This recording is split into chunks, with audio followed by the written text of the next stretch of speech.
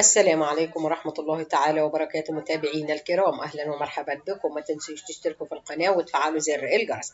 عاجل لا تراخي، وزير التعليم يشدد على حصر الغياب يوميا بالمدارس.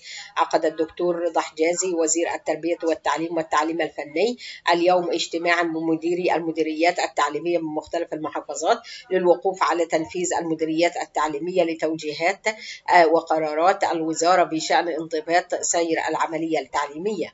ورحب الوزير بالحضور في هذا اللقاء، والذي يأتي ضمن سلسلة من اللقاءات الدورية لمتابعة انضباط العملية التعليمية والارتقاء بها في جميع محافظات الجمهورية.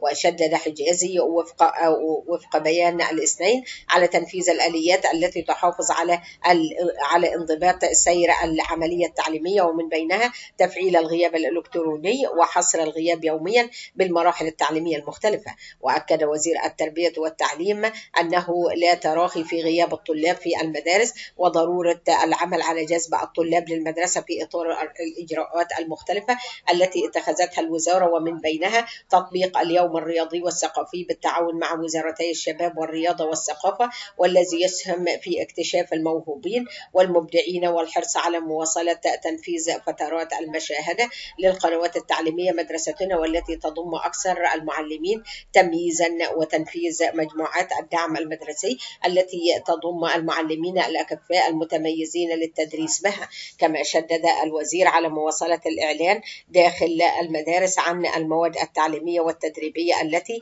تتيحها الوزارة على موقعها الرسمي مجانا، والتي تتضمن شرحا وأسئلة واختبارات وروابط لفيديوهات تعليمية للمناهج المختلفة بهدف مساعدة الطلاب في جميع أنحاء الجمهورية على التحصيل الدراسي. قبل ما ننهي الفيديو، ما تنسوش تشتركوا في القناة وتفعلوا زر الجرس. والسلام عليكم ورحمة الله تعالى وبركاته.